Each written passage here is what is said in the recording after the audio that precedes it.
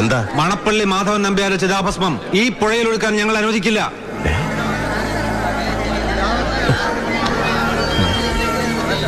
ആർക്ക് വേണം നിന്റെ അനുവാദം? മുമ്പിൽ മാറിക്കണം. നടക്കില്ലെന്ന് ഞങ്ങൾ പറഞ്ഞാൽ അതിന്റെ അർത്ഥം നടക്കില്ലെന്ന് തന്നെയാ. മണപ്പള്ളിക്കാർക്ക് അതിൽ സംശയം വേണ്ട. എന്ത് ധിക്കാരമാണ് ഇത്? ഭാരതപ്പുഴ എന്താ നിന്റെ തറവാട് സുഖ? മണപ്പള്ളി മാധവൻ നമ്പ്യാർ എന്ന് പറഞ്ഞാൽ ആരാന്നാടാ നിന്റെ ഒക്കെ വിചാരം? മഹാത്മാഗാന്ധി എന്ന് കേട്ടിട്ടുണ്ട്. അതിലും വലിയ ആളല്ലല്ലോ. ഭാസ്കര, നിന്റെ അനിയനല്ലടാ ഇവൻ. എടാ അടിച്ചതല്ല ഏട്ടനൊക്കെ വീട്ടിൽ മതി, ഇവിടെ വേണ്ട. എവിടെയോ പോലീസുകാര് പിടിച്ചു മാറ്റാൻ പറയും. സുധീരൻ സാർ കണ്ണൂർ SP അല്ലേ? ഇവിടെ ഒഫീഷ്യൽ പവർ ഒന്നുമില്ലല്ലോ. എന്റെ അച്ഛന്റെ ചിതാഭസ്മം ഈ പുഴയിൽ ഒഴുക്കാൻ എനിക്ക് ഒരുത്തന്റെ അനുവാദം ആവശ്യമില്ല. തടയാനങ്ങ ശ്രമിച്ചാൽ തടയാൻ ശ്രമിക്കുകയല്ല, തടഞ്ഞിരിക്കും. മണപ്പള്ളി മാധവൻ നമ്പ്യാർ ഈ നാടിന് വേണ്ടി എന്ത് ത്യാഗം ചെയ്തിട്ടാ ഈ എഴുന്നള്ളിപ്പും രഘുപതി രാഘവപാടി ഭജനയും? വള്ളുവ നാട്ടിൽ കോൺഗ്രസ് പ്രസ്ഥാനം പിറവി കൊള്ളുന്ന കാലത്ത് ബ്രിട്ടീഷ് പോലീസിന്റെ ഏറാമൂളിയായിരുന്നു അയാള്. ചാരൻ, ഒറ്റുകാരൻ, കോൺഗ്രസ് പ്രവർത്തകരെ തെരഞ്ഞുപിടിച്ച് തല്ലിച്ചതയ്ക്കുന്ന പോലീസ് സംഘത്തിന്റെ വഴികാട്ടി. പിന്നീട് കതറിട്ട് നേതാവായി നാറിയ രാഷ്ട്രീയ കളികൾ കൊണ്ട് കോടികൾ സമ്പാദിച്ച അഴിമതിക്കാരൻ. ഇപ്പൊ മരിച്ചപ്പോ കേരള രാഷ്ട്രീയത്തിലെ ഭീഷ്മാചാര്യൻ എന്നൊരു തലപ്പേരും. ശകുനി എന്നാണ് പേര് വിളിക്കുന്നത്. കേരള രാഷ്ട്രീയത്തിലെ ശകുനി ആചാര്യൻ.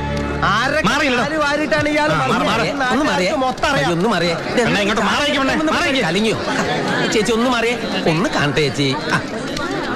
സാറോ താനൊക്കെ എവിടെ പോയി കിടക്കുകയായിരുന്നോ? സാർ, നമ്മുടെ മുനിസിപ്പൽ കോർട്ടിൽ പട്ടി കയറി. ഞാൻ കള്ളനെ കൊണ്ട് മണപ്പിച്ചു.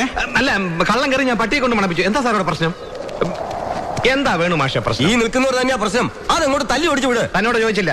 ചിതാഭസ്മവുമായി ഒരുത്തനെയും പുഴയിലേക്ക് ഇറങ്ങാൻ ഞങ്ങൾ അനുവദിക്കില്ല. എന്താ മിസ്റ്റർ, എന്താ നിങ്ങൾക്ക് ഇതിൽ പറയാനുള്ളത്? അവരിങ്ങനെ സ്റ്റേനായിട്ട് പറയുമ്പോ നമ്മൾ എന്ത് ചെയ്യാനാ? അപ്പോ ഞങ്ങൾ തിരിച്ചു പോണമായിരിക്കും. അപ്പൊ ഞങ്ങളുടെ ജോലി കുറയും, ഞങ്ങൾക്ക് ഞങ്ങളുടെ പാട്ടിന് പോവുകയും ചെയ്യാം. തനിക്ക് വന്ന പോലെ പോവാം. ഇത് ഞങ്ങൾ കൈകാര്യം ചെയ്തോളാം. ഭാസ്കര, ഒരു സംഘർഷം ഒഴിവാക്കുന്നല്ലേ നല്ലത്. താൻ തന്നെ പാട്ടിന് പോടോ. എന്നാ പിന്നെ വാസുദേവ, നിന്റെ പിള്ളേരെയും കൂടെ വിളിക്ക്. എല്ലാരും വരണടാ. നിൽക്കട്ടെ, കയ്യൂക്കിന്റെ ബലത്തിലാണ് മുന്നോട്ട് പോകാൻ ഉദ്ദേശിക്കുന്നതെങ്കിൽ ഞങ്ങൾക്കൊരാളോടൊന്ന് സംസാരിക്കണം. ആരോ ഒരുത്തൻ നിന്റെയൊക്കെ പിന്നിലുണ്ടെന്ന് ഊഹിച്ചിരുന്നു. എവിടെയാവൻ?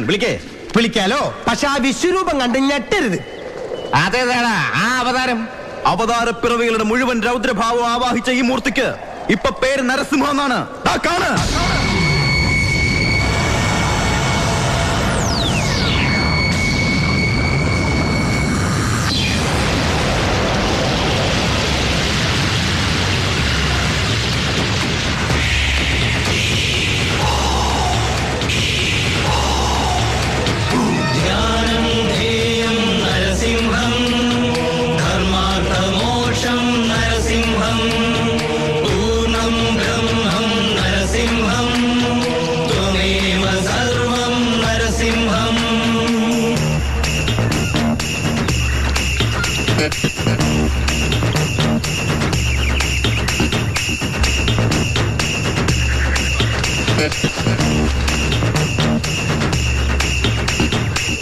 പവിത്ര, ഒരു മകന്റെ ധർമ്മമാണ് അച്ഛന് യഥാവിധി അന്ത്യകർമ്മങ്ങൾ ചെയ്യുക എന്നത്.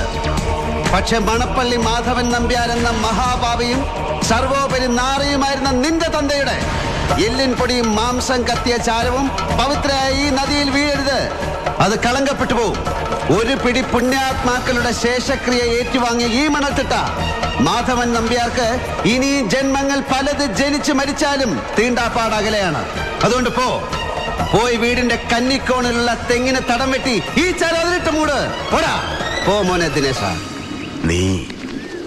നീ പകപോക്കുകയാണല്ലേടാ. ചത്ത് ദഹിച്ച് തീർന്നു പോയതിനോട് പകയല്ല, അറപ്പാണ് എനിക്ക്. എന്റെ ജീവിതം, നിരപരാധിയായ എന്റെ ജീവിതം, അതിലെ വെളിച്ചം തല്ലിക്കെടുത്തി 6 വർഷം സെൻട്രൽ ജയിലിലെ ഇരുട്ടിലേക്ക് നിസ്സാരമായി എന്നെ വലിച്ചെറിഞ്ഞാൽ നിന്റെ തന്തയെ നെഞ്ച് കീറി പൊളിച്ച് ചോര കുടിക്കുന്ന ഒരു സ്വപ്നം എനിക്കുണ്ടായിരുന്നു.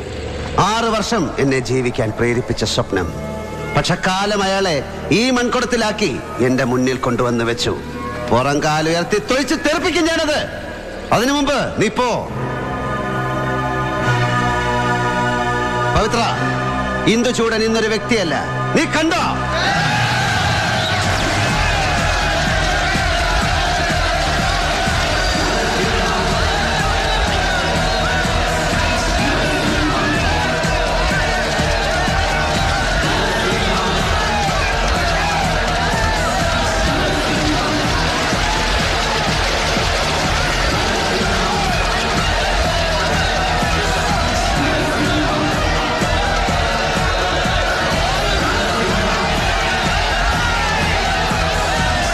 നിനക്ക് ജയിക്കാനാവില്ല. ശേഷക്രിയ ചെയ്യാൻ വന്നവർക്കെല്ലാം കൂടെ കൂട്ടക്രിയ നടത്തും അവർ. ഞാൻ തിരിച്ചു പോകുന്നു. ഈ മൺകുടം തിരികെടാത്തൊരു വിളക്കിന് മുൻപിൽ ഞാൻ സൂക്ഷിക്കും. നിനക്കുമുണ്ടല്ലോ ജന്മം തന്നൊരാൾ. മരണം ഒരു നാൾ അയാൾക്കും സംഭവിക്കും. അന്ന് ഈ മണപ്പുറത്ത് നീ ബലിയിടാനായിരിക്കുമ്പോ ഞാനുണ്ടാവും.